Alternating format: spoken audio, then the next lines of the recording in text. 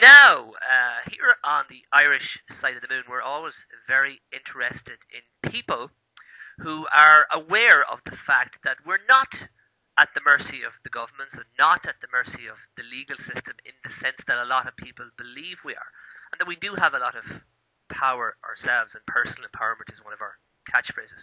So we're always drawn towards people who have stood up when they have some passionate commitment and done something about it and gotten a group together, which is what brings us to the doorstep of this next gentleman that I'm about to introduce to you. A gentleman by the name of Ryan Stewart. Hello, Ryan. How are you this evening? Hi, how are you? Not so bad at my end. Yes, Ryan, you are a perfect example of one of the themes that recurs on our show. As I say, we've spoken to people all over the world at this stage, and you're right on my own doorstep, quite literally. You're about a stone's throw away from me here in Ireland.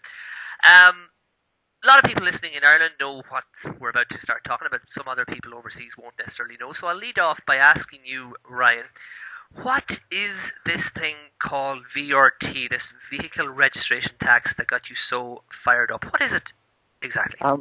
Well, basically, it's been here for a number of years. Basically, what the tax is, it's kind of like double taxation.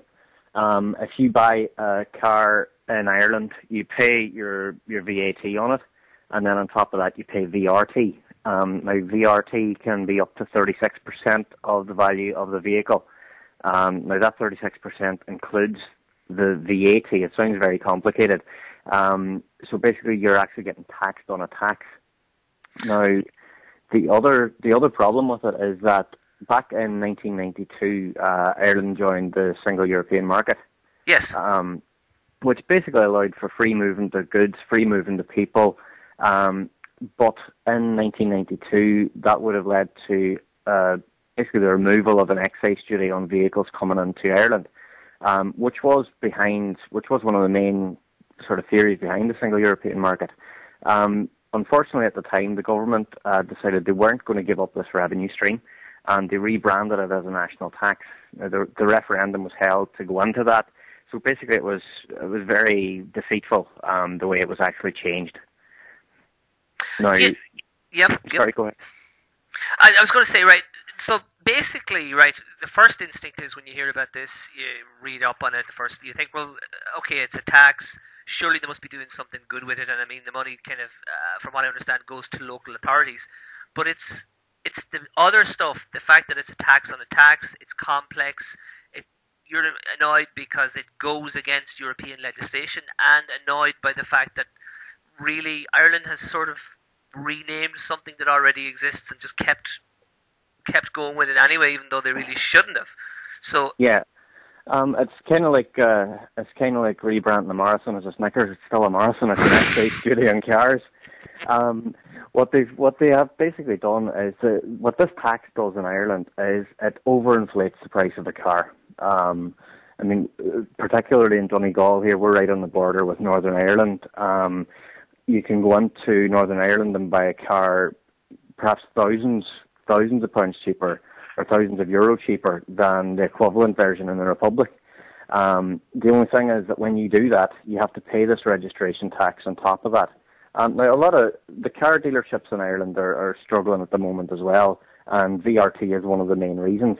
Because even by getting a good deal in Northern Ireland, you can still actually, pay your VRT, and you're still saving thousands. So it's really damaging to the Irish motor industry as well. But the crux of the matter is the fact that we're meant to be part of the EU, and this tax flies completely in the face of it. It doesn't exist anywhere else to the same degree. Is that correct? There's one other country in Europe which would be more expensive. There are 16 countries which charge a vehicle registration tax, but mainly much lower sort of forms of taxation.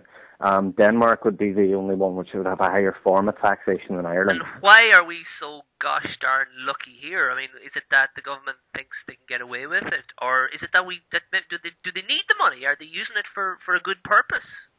Well, previously it was a very good revenue stream for the government. Sort of pre-recession times, if you look at the figures for sort of 2006, 2007, 2008, it was averaging out. Well, 2007 brought in €1.4 billion.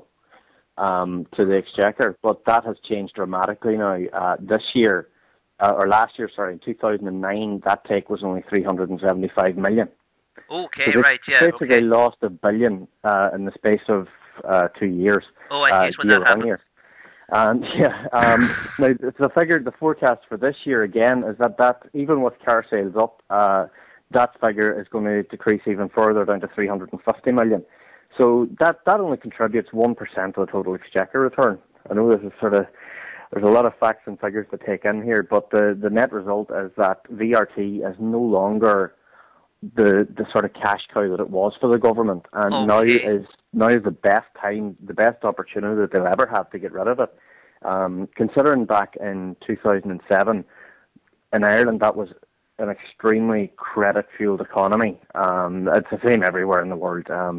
People were buying a house to take an extra 20 grand into their mortgage and buy a new car with it. So, the figures were unrealistic, and they'll never be seen again in this country anyway. Okay, yeah, I'm with you. That's making a lot of sense.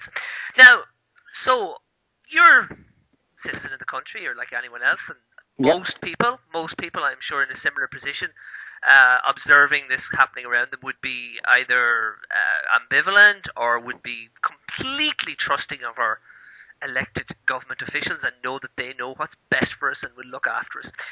But you didn't. You were annoyed, enraged, or smart enough to see something unjust going on, and the process of doing something about it. At what stage did you think, okay, I'm going to do something about it, and then how did you set about doing it? Well, last month was sort of the start of it. VRT is a big issue in this country. It has annoyed a lot of people, but there are so many people who sort of sit back and just go with the flow with what the government tell them. Yeah. I've been to meetings, I've been to public meetings, and it may come up at different times, and sometimes it doesn't even get dealt. It's going back even to last year. It doesn't get carried with. It just doesn't, either from the top table or even in the room. So I know exactly what you're chatting about, yeah. What basically brought it up was about a month ago, customs and revenue officers who enforce VRT tax. It's not a matter for the police. Basically, customs and revenue for something that's not supposed to be an excise duty, which is another matter. Why should they be enforcing something that's not an excise duty? They currently enforce it, and the tactics that they've been employing, particularly in our area, have been particularly heavy-handed. You're talking detaining people in their cars. People who have bought a vehicle, they're now seizing their vehicle from them. I mean, it's always been the law that's the way it works, but they do undertake these sort of blitz campaigns from time to time, where they basically bed in for a couple of weeks at a time, and it's the way they go about it is it's harassment basically. It tramples over everybody's civil rights. People have lost their jobs because their cars have been seized. That goes against our own constitution, never mind the EU constitution. Yeah, it does seem like an overreaction. It certainly does. Draconian measures for something that doesn't necessarily require them. So this was going on, and this is it's been happening, as you say, in the locality. And yeah. Go ahead, yeah, you decided to